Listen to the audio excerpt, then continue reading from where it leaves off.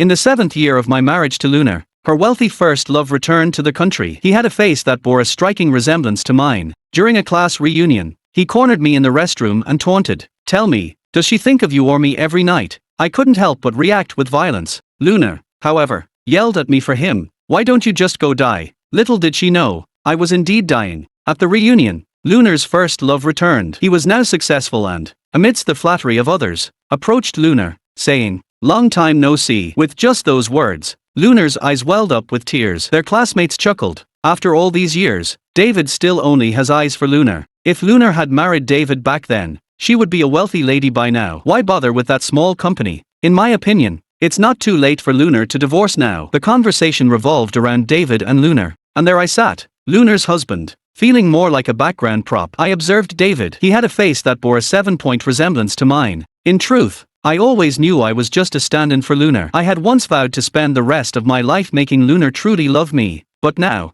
I was dying, feeling a heavy pressure in my chest. I sought some fresh air, but at the restroom door, I ran into David. He smirked. "Thanks for taking care of Lunar all these years. Now that I'm back, she doesn't need you anymore." A lump formed in my throat, twisting my insides with pain. I glared at him coldly. Lunar's choices are her own, but for now, I am her legal husband. David scoffed. "Where does your confidence come from? Just because you have a face somewhat similar to mine? Tell me, when she sleeps beside you every night, who does she think of, you or me?"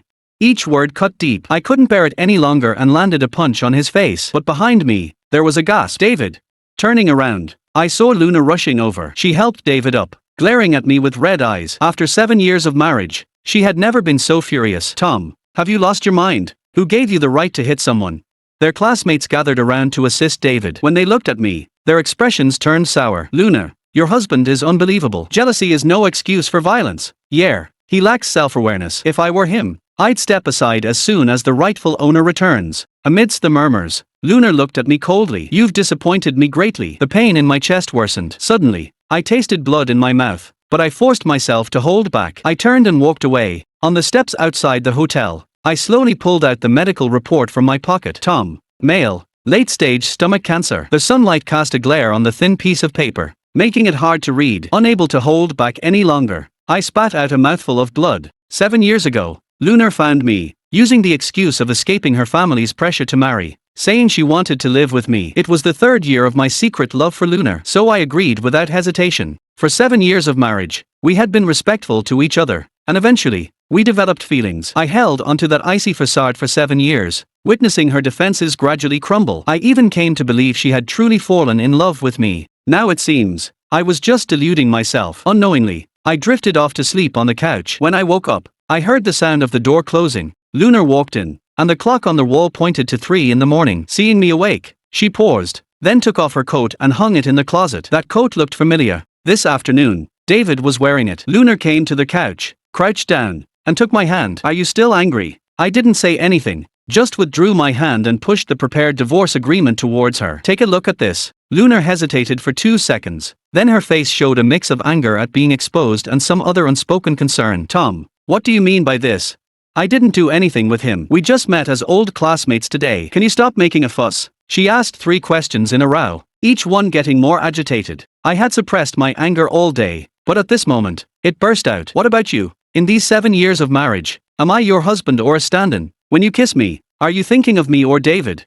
I didn't want to argue with her, but the pain in my stomach was unbearable, and I couldn't hold back this question. Lunar fell silent instantly. After a while, she got up and walked towards the door. "Tom, are you always going to be this immature until you die?" With that, she slammed the door behind her. I stood there, stunned. Yes, even on the brink of death, I'm still this immature. Lunar hasn't been home for 2 days. I called her 3 times, trying to urge her to get a divorce. The first 2 times, she hung up on me. The last time, her phone was switched off. I remembered a few years ago when she introduced me to her circle of friends. I opened my laptop and logged into an account I hadn't used in a while, and there it was. Someone in the group posted some photos of private gatherings among classmates. In the photos, I saw Lunar and David. She seemed to have been drinking, collapsing into his arms. I looked through every single photo, then calmly tagged Lunar in the group chat. "Come home, let's sign the divorce papers." She responded quickly, "What are you going crazy about again?" Not long after, I received a notification. "You have been removed from the group chat." Lunar's phone still couldn't be reached, but someone rang the doorbell,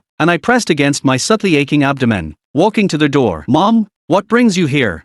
Outside, my mother-in-law held a handful of items, smiling dustily. You've been complaining about your stomach lately, right? Mom got some herbal soup from the old Chinese doctor. Remember to drink it. Mom heard that this old Chinese doctor is great for stomach problems. Several bags were placed on the ground, filled with herbal soup and our favorite dishes. My nose suddenly tingled. This old lady who had rushed over from dozens of kilometers away still didn't know, no matter how great a doctor is, they probably can't cure my current condition. After hesitating, I still brought up the topic of divorce with her. Mom, I've been thinking for a long time, and I've decided to divorce Luna. There was a dull sound as the teacup in her hand fell to the ground and shattered, hot water splashing everywhere. I hurried to help, but she grabbed me instead. Tom, are you two fighting? If there's anything wrong with her, tell Mom. Mom, nothing. I interrupted her. It's my fault. Our relationship has some problems. I didn't plan to expose her daughter's shortcomings in front of her mother. For 7 years of marriage, my in-laws treated me like their own son, so Luna's mistakes had nothing to do with them. Suddenly, there was the sound of unlocking outside the door. Luna was back. Tom, isn't it enough to make a scene at home? Do you have to take it outside? Luna's voice abruptly stopped when she saw her mother. However,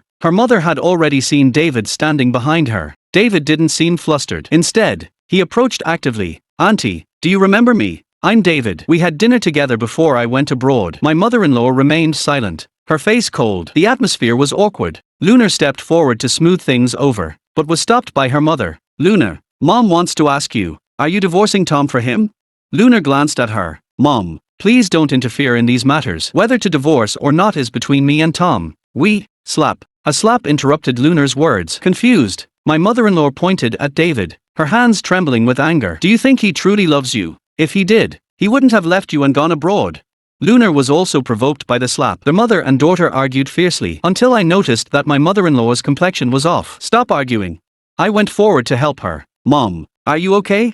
Mom, my mother-in-law had a heart attack and was hospitalized, fortunately without major issues. In the hospital room, Luna and I sat by her bedside, my mother-in-law holding my hand tightly, tears streaming down her face. Tom, Luna is confused. This child has always been stubborn. Give her some time. She'll come to her senses. I didn't say anything. My mother-in-law's voice choked up, gently patting my hand. For these years, your dad and I have always treated you like our own son. We only recognize you as our son-in-law. Mom's body can't hold on for another 2 years. If you two divorce, Mom won't be able to rest in peace even after she passes away. My nose tingled, unable to bear seeing the elderly cry and beg. I took a deep breath and agreed. My mother-in-law finally relaxed. In the corridor, clutching my stomach in agony, I looked at Luna. Let's pick a day and get the divorce papers. Luna was taken aback. Didn't you just say I lied to the old lady? My stomach hurt even more, but my expression remained calm. Our affairs, I don't want the old lady to worry about them. I'll send you the divorce agreement. I disagree.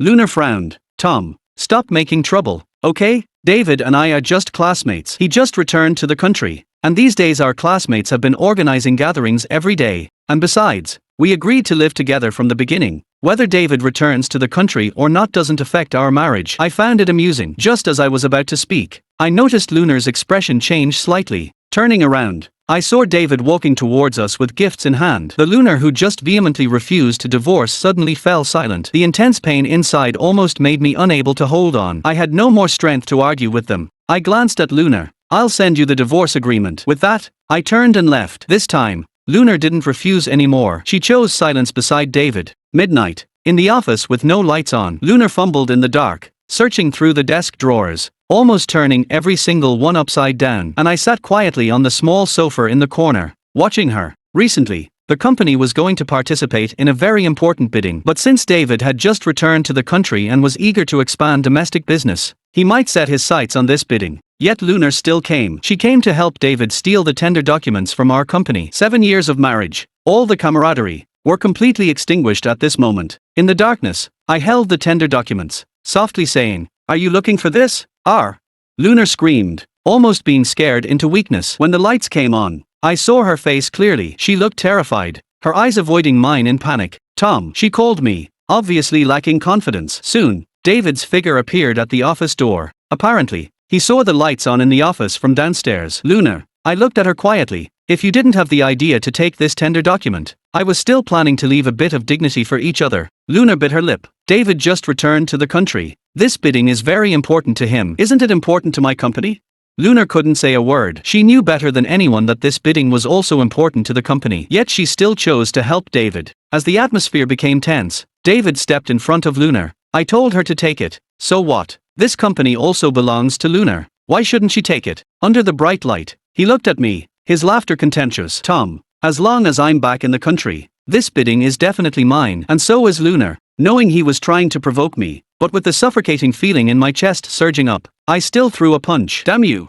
David and I started fighting. Luna exclaimed and rushed forward to break it up. Tom, can you stop making trouble? Slap. In the chaos, she ended up slapping me. It didn't hurt, but it was loud. Luna looked at me in astonishment, her hands still in the position of the slap, trembling slightly. I didn't mean to. My stomach hurt badly, suddenly feeling unprecedented exhaustion. I forced myself to pick up the tender documents and stood up, suddenly coughing violently. I covered my mouth with my hand, only to find that I had coughed up some blood. But Luna didn't notice my weakness. She was still trying to persuade me. Tom, this bidding is really important to David. Please, can you do me a favor? I didn't want to talk to her anymore. Holding the tender documents, I turned and slowly walked out of the office. Luna, I give up on you. But this bidding? No way. Lynn has been my assistant for 8 years. 8 years ago when I started my business, he was the company's first employee, and he has been with me all the way. I trust him a lot. He is also the only one who knows about my illness. The day I saw the medical record, I didn't cry, but he ended up vomiting 3 times and cried for a long time holding me. I handed him the tender documents. Office. I patted his shoulder. This bid, it's on you. Anything related to the bid, don't let Luna find out. Got it? He cursed. Can't believe she's this kind of person. I stayed silent. I should have seen it long ago. She was always this kind of person. I sipped some warm water and looked up at him. Lynn, my body won't hold up much longer. The company is something I built from scratch, and I don't trust her with it. During this time, I'll gradually diminish her power in the company. After I'm gone, the company will rely on you. I patted his shoulder heavily. Me? Lynn exclaimed. Bro, aren't you planning to sell the company? No, I'm a dying man. Money won't do me any good. But the company can't fall into Luna's hands. It's my sweat and blood over the years, and after I'm gone, I need you to keep it going for me. I smiled, clutching my abdomen tightly, but still unable to stop the piercing pain. You've been with me since the beginning of this company. 8 years now. Every step the company has taken, you've had a hand in it. I trust you to take over for me. Bro, I believe in you. This bid, David was defeated miserably. David just returned to the country, with wealth but lacking in connections. During this time, I forced myself to come to the office every day, arranging everything and preparing all the necessary handovers for the company. After I'm gone, Lynn will take over the company entirely, and Luna won't get a cent from it. It's a strange feeling, but it feels like I'm settling my affairs. This company is my creation, and even in death, I won't let Luna have it. Luna has always been impulsive. In less than a week, I received a call from her. Tom, are you trying to kick me out of the company? That's right. The company was established by me personally before marriage and doesn't belong to both of us. On the other end of the line, she took a deep breath. I disagree. Tom, as long as I refuse to sign, you can forget about divorcing me. You do what you want. I've already moved out of the house. 2 years of separation. Automatic divorce. Even though I might not make it for another 2 years, Luna stubbornly refused the divorce, and I didn't have the energy to argue with her anymore. I moved out of the house. It was a house I bought before marriage, and I paid for the renovations myself. Before leaving, I decided to sell the house. Every corner of the house had traces of our life together, and I couldn't bear to see her and David move into that house after I died. Before my body completely gave in, I brought in construction workers. I need you to demolish all the renovations in the house. The foreman lit a cigarette, speaking in a familiar dialect. Young man, these renovations look good. Why demolish them?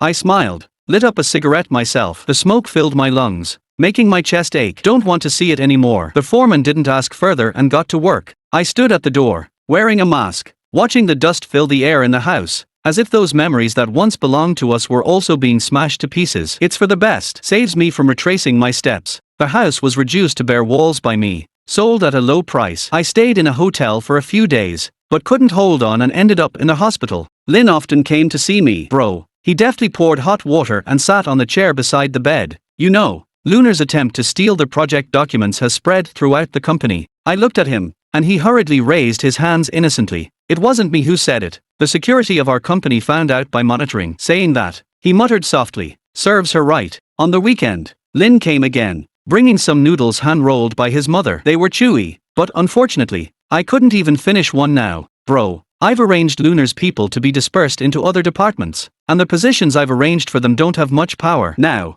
her subordinates are all our people. I smiled, feeling a faint pain in my stomach again. Oh, by the way, bro, he remembered something and grinned happily. Yesterday, Lunar secretly went to find the project manager. Guess what she wanted to do? She actually wanted to bypass you and secretly arrange for our company to cooperate with David's company at a low price. But she ended up failing miserably and had a big fight with David downstairs. The whole company was watching from the windows, and we heard David throwing a tantrum, pressuring Lunar to find a way to get the company to agree to the cooperation. The two of them arguing fiercely. Lynn snorted. Who asked her to lack foresight? She passed up such a good guy like you and insisted on subsidizing that guy who just returned from abroad. I laughed at his use of subsidizing, but the slight movement caused another wave of pain. The days in the hospital were boring, and the medicine was bitter. Luckily, I had a little amusement every day. Like, Tom, cats go meow, dogs go woof, ducks go quack. What do chickens say? Chickens say farewell to the prepared. Tim, the guy sharing the hospital bed with me, has a badass name but a delicate appearance. He's also quite humorous. 2 years younger than me. He's also battling stomach cancer. It's in the late stage and has metastasized. He loves telling all sorts of cold jokes every day. He tells them to me, to the doctors during rounds, to the nurses when they give him injections. Even the cleaning aunt who comes in to tidy up gets pulled in by him to hear a joke before leaving. But I've never seen any of his family members come to visit him. Of course, nobody has visited me either. 7 years ago, I settled in the city where Lunar lives, thousands of kilometers away from my brothers. 7 years. Besides work, Lunar was my world, and I couldn't make any new friends. Tom, what are you thinking? Tim interrupted my thoughts as he lay back, with colorful medications hanging on the stand beside the bed. They were targeted drugs for chemotherapy. He just forced down a bunch of pills given by the nurse and frowned. Yet, the room echoed with his off-key humming. I couldn't help but laugh along. On the day of the first snowfall, Lynn came again. Bro, it's snowing. My mom knitted 2 scarves, and I'm giving you one. He wrapped the knitted scarf around my neck. It was quite warm. He poured some warm water into my thermos cup and glanced at me. Bro, yesterday, Lunar came to see me late at night. She was drunk and said she had another fight with David, wanting your contact information. I didn't give it to her. I was feeling relatively okay today, took a sip of warm water, and asked, what did she want from me? She's heartbroken. Lynn scoffed. She thought she loved David, but now that they're together, she realizes nothing fits. David is the most selfish person, making her steal project documents and negotiate low-cost cooperation. I heard they've been having problems for a while. Lynn refilled my cup with hot water again. Bro, she's regretting it now, realizing who treated her the best. She cried outside my house yesterday, saying she couldn't find you anywhere, saying she keeps thinking about the days when she was with you. Listening to her made me feel nauseous. I stayed silent. The old memories she mentioned, I had long forgotten. Seeing me not responding, Lynn changed the topic tactfully. Bro, the company has taken on 2 new projects recently, and the development is going well. As for Lunar, don't worry, whether you're divorcing or not, she won't get a penny from the company. Okay, thanks for your hard work. Lynn fell silent, took out a document from his bag. This is the donation project you asked me to do. Bro, aren't you leaving anything for yourself? Maybe there's still a chance for our treatment. It's okay, it's my body, I know it best, and I won't live much longer anyway. Leaving some money for treatment, donating the rest gives me peace of mind. After signing, a heavy burden in my heart was lifted. All my assets, except for some money for treatment, were donated to the Hope Project. After all, doing charity is always better than leaving it to Lunar. Half a month later, I suddenly received a call from Lunar. Tom, she paused, her tone slightly aggrieved. I've been looking for you for so long, and it was hard to find your number. She was still the same. Whenever she did something wrong and felt unsure, she would casually mention my name like that. It felt suffocating. I turned my head to look out the window, not really wanting to engage. What's up? How have you been lately? I glanced at the colorful medications on the stand. I'm fine. Another silence. When I was about to hang up out of impatience, Lunar suddenly spoke up again. I just wanted to ask you, how did you use to make the chicken soup for me? I fell silent, then slowly typed. There are plenty of places that sell chicken soup in restaurants. She hesitated. David wants their homemade one, but she had been spoiled by me for 7 years and had never stepped into the kitchen once. I suddenly found it amusing, didn't respond, and just hung up the phone. As I turned my head, I noticed him eavesdropping with his neck stretched out. Who's that? Sister-in-law? Ex-wife? He clicked his tongue. You're divorced already. We usually talked about everything except each other's personal lives. He comforted me as he rubbed his bald head due to chemotherapy-induced hair loss. Forget it. At least you've been married before. Look at me, about to step into the grave, but haven't even entered the graveyard of love. While the nurse sister forced me to take medicine, Lunar suddenly sent me a friend request. I didn't accept it. After a while, she sent another one. After accepting the request, she sent a photo, showing a dusty diary. Due to its age, the cover of the diary had turned slightly yellow. Lunar, I found this among the books I took away. Must have been packed by mistake.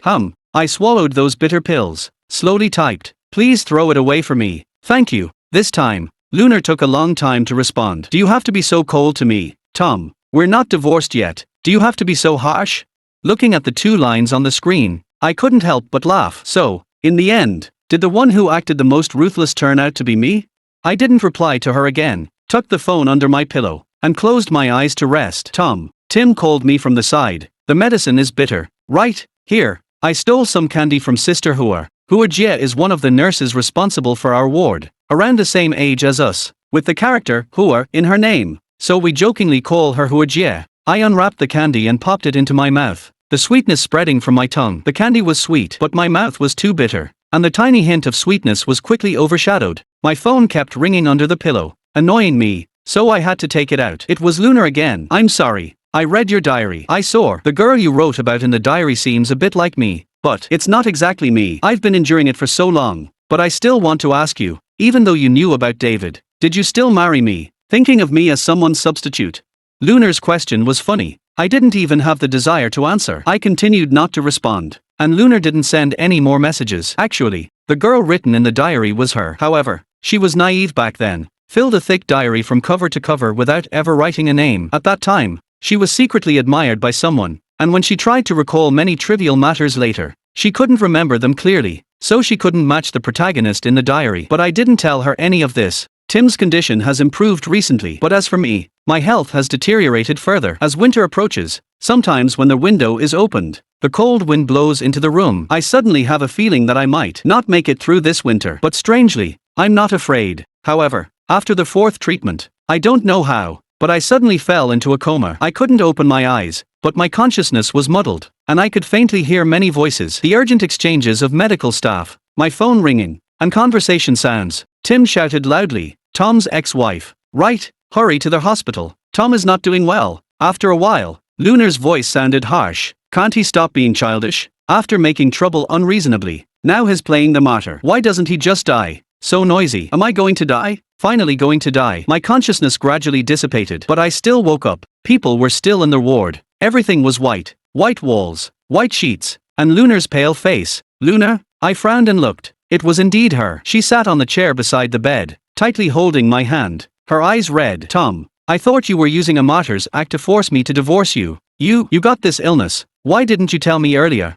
I slowly withdrew my hand, my face expressionless. It hurt so much. If I had known it would hurt so much, I might as well have died. Lunar sobbed as she leaned over the bed, talking incessantly, but I couldn't hear a word clearly. My stomach felt like it was being stabbed, writhing in pain. It's better to die than to live like this. Tom, you liar. Didn't we agree to separate for 2 years before divorcing? It's only been a few months. She held my hand tightly, wiping her tears and snot onto my hand. It was disgusting. I wanted to push her away, but I had no strength left. Until footsteps sounded in the ward. I struggled to lift my head and saw David. He walked up behind Lunar and patted her shoulder. Lunar, let's go. I'm not going.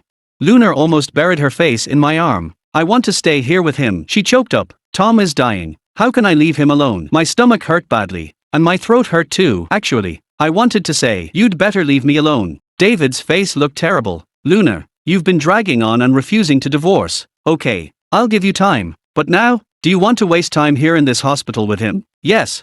She shouted, her eyes red. I'll stay with him to the end. I won't divorce even if he doesn't die. Okay. David was furious. He said, okay, 3 times in a row. Lunar, take a good look. He's just a dying stand-in. What? Before he finished speaking, Lunar slapped him hard. It was crisp and loud. Lunar's body trembled violently. Get out. The two of them had a complete falling out, and David stormed out. In the late stage of this disease, it always feels like every organ is in pain. I curled up in bed and watched the drama unfold. It seems like everyone in their family loves to slap people. Lunar came again. She placed a thermos at the head of my bed, unscrewed it, and the room filled with the fragrance of chicken soup. Have a little, she said softly. I specially made it for you. I learned from my mom for a long time, cooked a few chickens to practice, and barely made it. I closed my eyes, smelling the chicken soup. Feeling a bit nauseous, she ladled a spoonful of soup and offered it to my lips. Try it. Oh, the smell of chicken soup drilled into my nose, and I couldn't hold back, leaning over the edge of the bed and vomiting. The filth splattered onto her skirt. Lunar was a bit of a clean freak, but she didn't avoid it. She supported me with red eyes. Tom, what's wrong with you? Blood, there's blood. Her screams echoed in my ears. Nurse, nurse, come quickly. His vomiting blood. What's the big deal? It's not the first time. Huajie quickly ran over, checking my condition while comforting Lunar. It's okay. It's just some blood in the vomit. Let him stabilize first. As she left, she saw the chicken soup on the bedside table and frowned. This soup is too greasy. Don't give it to him again in the future. Lunar bit her lip. Okay. After Huajie left, Lunar sat on the edge of the bed, carefully tucking the corners of the blanket for me. It had been a long time since I looked at myself in the mirror, but now, in her eyes, I saw my reflection. I shaved my head like Tim, almost thin to the point of being skeletal, with a face like a dried-up husk, truly ugly. Lunar tentatively reached out to hold my hand. Tom, David and I broke up. Really? She started crying again. I've been refusing to divorce because I was afraid of regretting it. I know. I shouldn't have been torn between two sides, wanting to make up for regrets for my youth, and craving your kindness. My mom was right. I truly regret it. Actually, the day I asked you about the chicken soup recipe, it wasn't for David at all. I just suddenly wanted to hear your voice and couldn't find an excuse. So I intentionally asked you about the chicken soup and about the diary that day. Tom, was the girl you wrote about in the diary me? I closed my eyes. The pain inside me was pulling at every nerve, making it difficult to speak. Tim's voice came from the next room. Hey, former wife, look how much Tom is hurting. Just let him go. It's me. It's me. Was the girl you wrote about in the diary me? Winter was fading away. So was my life. I could feel my weakness, and I was gradually accepting death. But before I die, there's one thing I need to do. I asked Lynn to draft a divorce agreement for me, printed it out, and had it delivered to the hospital. Lunar was asleep on the bedside, and I woke her up. Take a look. If it's okay, sign it. The bed shook as I leaned against the headboard. Lunar stared at the divorce agreement for a while, then suddenly got excited and tore it to shreds. I disagree, Tom. She looked at me with red eyes. I told you, even in death, I won't divorce you. I smiled, but every slight movement caused pain throughout my body. I glanced at Lynn. He understood, and took out another copy of the agreement from the folder. I had Lynn print out 20 copies. Tear as many as you want. A brand new agreement was placed in front of Lunar. She cried and tore it up again. However, she didn't have that much strength. After tearing up 8 copies of the agreement, she stared at the bed full of scraps of paper and suddenly cried. Tom, even though you're in this condition, do you still have to divorce me? Yes, because of the pain. Every word was difficult for me to say. Even in death, I want to divorce. Why? For me, the premise of marriage is love. But I don't love you anymore. This marriage is full of betrayal and disgrace. It disgusts me too much. Lunar looked at me with red eyes, the light in her eyes gradually extinguishing. She covered her face and suddenly burst into tears. Her cries echoed in the ward, seemingly endless. After a while, she stopped crying and tremblingly called me. Tom, I'll let you go. After saying that, she trembled and signed the divorce agreement. Her hand trembled so much that she couldn't hold the pen several times. And I, holding the signed divorce agreement, breathed a sigh of relief. This time, I can leave with a clear conscience, no longer burdened by that filthy marriage. At 8 o'clock in the morning, Tim was taken to the emergency room. Just last night, he was full of energy, telling me jokes before going to sleep. He draped his loose patient gown over himself and said to me, one day, a chick said to a duck, I'll chase after you, and if I catch you, you'll have to give me a memorial service. It wasn't funny, but every time he told a joke, he laughed so hard. Halfway through, he sighed again. Tom, you know, just the two of us. If we die, will anyone hold a memorial service for us? A night passed, and when I woke up, I found him in a coma. Huajie. When the nurses came to take Tim away, I tremblingly held Huajie's hand. Huajie, I have money, any amount. Please tell the doctor to save him. Huajie patted my hand, somewhat choked up. I know. She turned and followed the others. I looked at Tim's empty bed, feeling panicked. I waited for a long time. Didn't eat, couldn't drink water. Lunar was beside me, almost crying. Tom, at least drink some water, okay? I pushed her away. As my gaze shifted, I saw Huajie coming towards the door. I felt relieved. What about Tim? Is he saved? Will he be back soon? Huajie didn't say anything. Her eyes were red as if she had been crying. Actually, I understood her silence, but I still didn't believe it. Say something. Is that idiot Tim pretending to be dead outside the door, waiting to see me worried?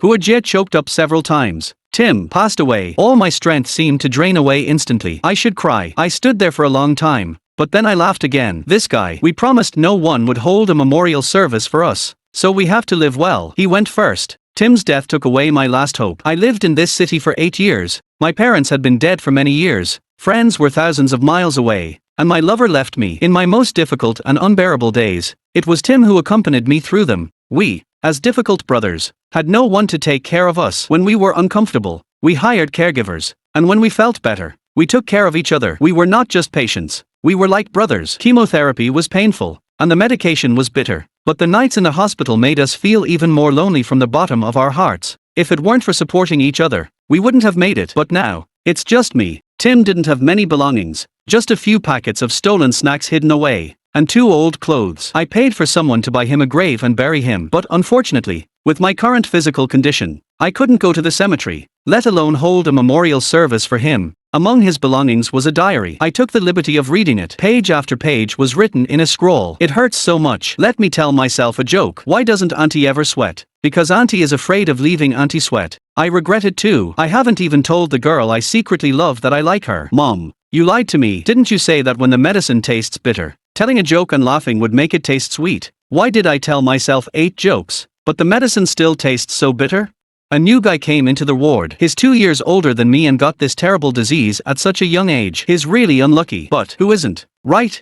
The joke is almost over. Am I also going to die soon? If one day I go first, Tom will definitely peek into my diary. Let me tell you a secret. Huarjia's candy is in the second drawer on the left. You'll have to steal it yourself from now on. The diary was thick. Reading it made my eyes sore. After reading page after page of scribbles, I washed my face by the sink and called Huarjia over when she came to give me an injection. Huarjia, let me tell you a joke. But before I could tell her, she started crying. The day after Tim died, there were new patients in the ward. One was a woman in her 50s with cancer. Luna, afraid of me being sad, started to stay by my bedside without leaving. For some reason, I always felt weaker recently. It seemed like it was time for me to go see my brother. I felt drowsy at noon and slept for a while. This nap was deep, and I slept until evening. When I woke up, Luna was also asleep by the bed. Lately, she had been sleeping in the folding bed in the ward every night, ignoring my attempts to drive her away. For some reason, I felt that my body was getting weaker and weaker. It seemed like it might be time for me to go see my brother.